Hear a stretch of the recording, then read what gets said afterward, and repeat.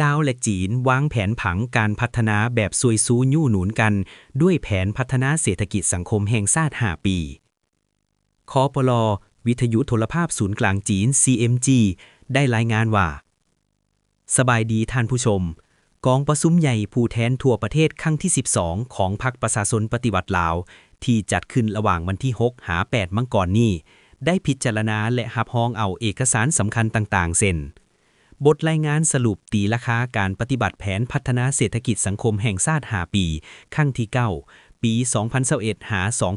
2025และแผนพัฒนาเศรษฐกิจสังคมแห่งชาติ5 ปีครั้งที่ 10 ปี 2026 หา 2030 เป็นต้นเมื่อสมเทียบกับขอเสนอเกี่ยวกับแผนพัฒนาเศรษฐกิจสังคมแห่งชาติ5 ปีครั้งที่ 15 ของจีนที่ได้รับรองเอาในปีผ่านมา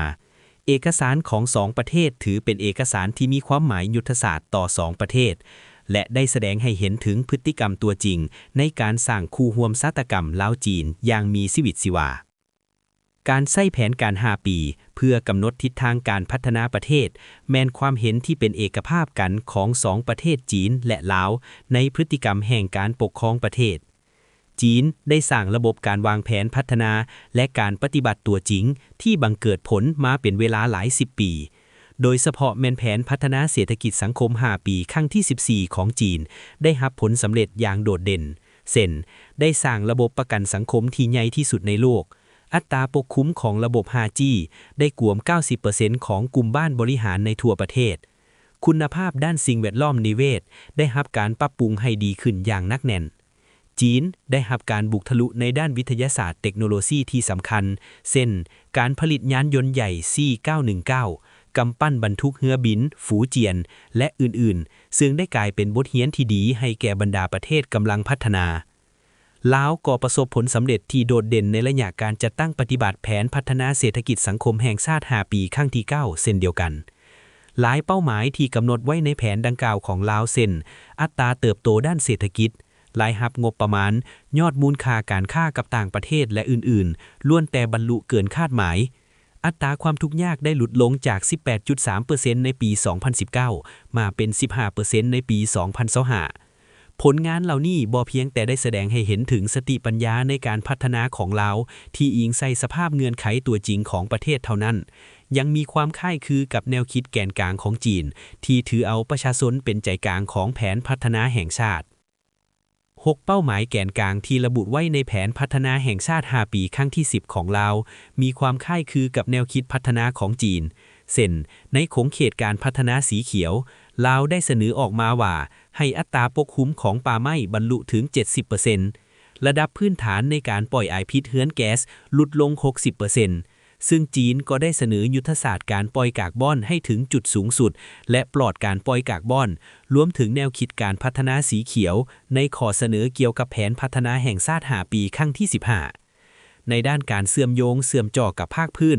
ลาวได้จัดเอาเส้นทางรถไฟลาวจีนระยะ 2และเส้นทางรถไฟลาวไทยเข้าในแผนพัฒนาแห่งชาติซึ่งจะกลายเป็นกำลังแฮงที่สวยซูยู่หนุนการก่อสร้างพื้นฐานโครงหลังข้ามชาติภายใต้ขอบ1แล้ว1เซนของจีนในด้านการปรับปรุงชีวิตการเป็นอยู่ของประชาชนลาวได้เสนอเป้าหมายลดผ่อนอัตราความทุกข์ยากให้ต่ำลงและสร้างเรียกเหตุงานหลายขึ้น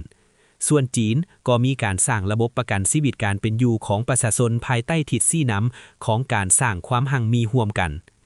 นอกจากนี้จีนมีบทเรียนอันใหญ่หลวงในขงเขตลดผ่อนความทุกข์ยากและการสร้างความเจริญรุ่งเรืองอยู่เขตชนบทซึ่งถือเป็นบทเรียนสำคัญที่สุดในการนำไปจัดตั้งปฏิบัติตัวจริงผ่านโครงการทดลองลดผ่อนความทุกข์ยากอยู่ภาคพื้นอาซีตะวันออกและอยู่บ้านเสียงล้อมนครหลวงพะบางของลาวสิ่งที่น่าสังเกตนั่นก็คือลาวได้เสนอให้ถือเอาการหันเป็นแบบดิจิทัลเป็นข้อบุกทะลุในการพัฒนาจีนก็มียุทธศาสตร์ขับเคลื่อนการพัฒนาด้วยการประดิษฐ์ใหม่เช่นเดียวกันจีนและลาวสามารถดำเนินการร่วมมือในขงเขตการพัฒนาที่มีคุณภาพสูงด้านต่างๆเช่นเศรษฐกิจดิจิทัลการบริหารด้วยปัญญาประดิษฐ์และอื่นๆซึ่งจะสามารถเพิ่มพลังขับเคลื่อนอันแข็งแรงเข้าในการพัฒนาของลาวได้จากแผนพัฒนากลายเป็นการพัฒนาตัวจริงจะตัดแยกออกจากคู่ร่วมชาตกรรมลาวจีนที่มันแง่นบ่ได้ กองประชุมใหญ่ผู้แทนทั่วประเทศครั้งที่ 12 ของพรรคประชาชนปฏิบัติลาวได้เสนอให้เปิดกว้างการพัวพันคู่ร่วมชาตกรรมโหดด้านกับจีนอย่างจะแจ้งส่วนการร่วมกันสร้าง1แล้ว1เส้นด้วยคุณภาพสูงที่ระบุไว้ในข้อเสนอเกี่ยวกับแผนพัฒนาแห่งชาติ5ปีครั้งที่ 15 ของจีนจะเป็นทิศชี้นำทางยุทธศาสตร์ให้แก่2ประเทศจีนและลาวลงเลิกการประสานสมทบการร่วมมือตัวจริงต่างๆเช่นการเซ็นสัญญาเกี่ยวกับการกวดกาประตูเดียวข้างเดียวอยู่ด่านสากลทางรถไฟลาวจีนการสร้างตั้งศูนย์การร่วมมือการประดิษฐ์ใหม่ด้านปัญญาประดิษฐ์และอื่นๆจะช่วยซุกยู่การปฏิบัติแผนพัฒนาแห่งชาติของ2ประเทศให้ประสบผลสำเร็จอย่างต่อเนื่อง2ประเทศจีนและลาวพัฒนาประเทศแบบซวยซูยู่หนุนกันถ้าแท้แล้วแม้นการสนับสนุนซึ่งกันและกันระหว่างประเทศกำลังพัฒนาในการเลือกเส้นทางการพัฒนาด้วยตนเองและเป็นพฤติกรรมตัวจริงแบบมีชีวิตชีวาในการจัดตั้งปฏิบัติแนวคิดการร่วมมือแบบต่างฝ่ายต่างได้รับผลประโยชน์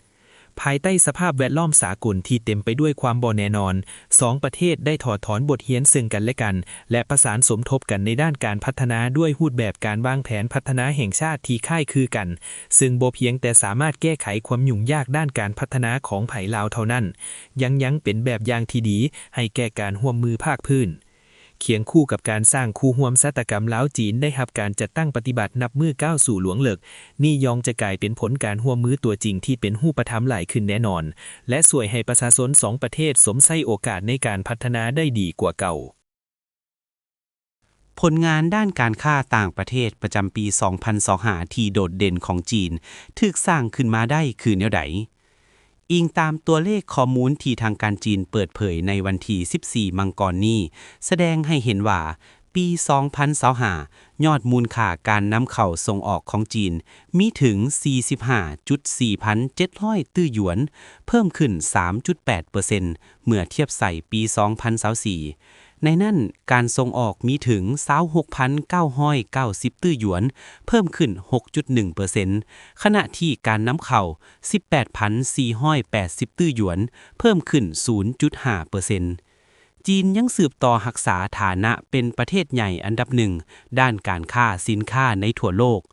เหตุผลอันต้นต่อที่การค้าต่างประเทศของจีนสามารถเติบโตแบบสวนกระแส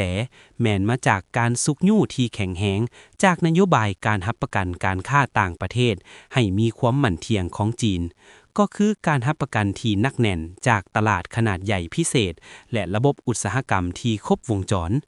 ผลงานด้านการค้าต่างประเทศประจำปี 2025 ที่โดดเด่นของจีนได้สร้างพื้นฐานอันนักแน่นให้แก่การเริ่มต้นการจัดตั้งปฏิบัติแผนพัฒนาเศรษฐกิจสังคมแห่งชาติ 5 ปีครั้งที่ 15 พร้อมทั้งได้สร้างความมั่นใจให้แก่การค้าทั่วโลกก็คือการฟื้นตัวของเศรษฐกิจโลกนำอีกเมื่อเบิ่งจากด้านปริมาณแล้วยอดมูลค่าการนำเข้าส่งออกในปี 2025 ของจีนมีถึง 45.4,700 ตื้อหยวนเพิ่มขึ้น 41.1% เมื่อเทียบใส่ปี 2020 ปี 2025 จีนมีการแลกเปลี่ยนด้านการค้ากับ240กว่าประเทศและเขตแคว้นในโลกในนั้นการนำเข้าส่งออกกับ190กว่าประเทศและเขตแคว้นได้เพิ่มขึ้นการค้ากับต่างประเทศของจีนบ่เพียงแต่ได้สุกยู่การพัฒนาของภาคพื้นต่างๆในโลกเท่านั้นยังได้ส่งเสริมการเติบโตรวมของเศรษฐกิจระหว่างประเทศของประเทศต่างๆนำอีกเมื่อเบิ่งจากด้านการส่งออกแล้วภายใต้บทบาทของการหันเป็นตลาดการค้าจีนได้สนองผลิตภัณฑ์ที่มีคุณภาพสูงแต่มีราคาต่ำมั่นเที่ยงและน่าไว้เนื้อเสื่อใจให้แก่โลกอย่างต่อเนื่องบ่เพียงแต่ได้ยกระดับชีวิตการเป็นอยู่ของประชาชนให้สูงขึ้นแล้วและผ่อนคลายความกดดันจากภัยเงินเฟ้อของประเทศและเขตแคว้นต่างๆลงเท่านั้นยังได้เสริมขยายบทบาทอันสำคัญเข้าในการรับประกันต้องสู่อุตสาหกรรมและต้องสู่การสนองของโลกให้มีความมั่นเที่ยงนำอีกสิ่งที่ต้องกล่าวถึงเป็นพิเศษคือภายใต้สภาพการลดลงของราคาในตลาดสากลการนำเข้าของจีนซ้ำพัดมีการเติบโตซึ่งถือเป็นเรื่องบ่ง่ายเลยจากการจัดกิจกรรมส่งออกสินค้าไปจีนต่างๆอย่างตั้งหน้าตลอดฮอดเวทีต่างๆเป็นต้นแมนงานวางแสดงสินค้านำเข้าสากลจีนได้กลายเป็นช่องทางในการเชื่อมโยงเข้ากับเศรษฐกิจจีนของถึงต่างประเทศจีนกลายเป็นตลาดนำเข้าที่ใหญ่อันดับ2ของโลกเป็นเวลา17ปีเลียนติด ข้อมูลล่าสุดแสดงให้เห็นว่า3ไตรมาสทำอิฐของปี 2025 จีนแม่นจุดหมายปลายทางด้านการส่งออกต้นต่อของ 79 ประเทศและเขตแคว้นในโลกก้าวเข้าสู่ปีใหม่ 2026 ปัจจัยที่บ่แน่นอนหลายอย่างยังคงมีอยู่ สังเกตได้จากองค์การการค้าโลกหรือ WTO ได้ปรับลดคาดคะเนการเติบโตของการค้าสินค้าโลกในปี 2026 ให้อยู่ในระดับ 0.5% ในวางมม. นี้อย่างใดก็ตามยิ่งเผชิญหน้ากับความยุ่งยากยิ่งต้องก้าวเดินไปข้างหน้าโดยได้รับการสนับสนุนจากสภาพพื้นฐานของเศรษฐกิจที่เข้มแข็งการค้าต่างประเทศของจีนมีความมั่นใจที่จะเอาชนะความกดดันก็คือสิ่งท้าทายต่างๆเพื่อก้าวเดินไปข้างหน้าและมุ่งหน้าพัฒนาสู่สภาพงานอันใหม่เอี่ยม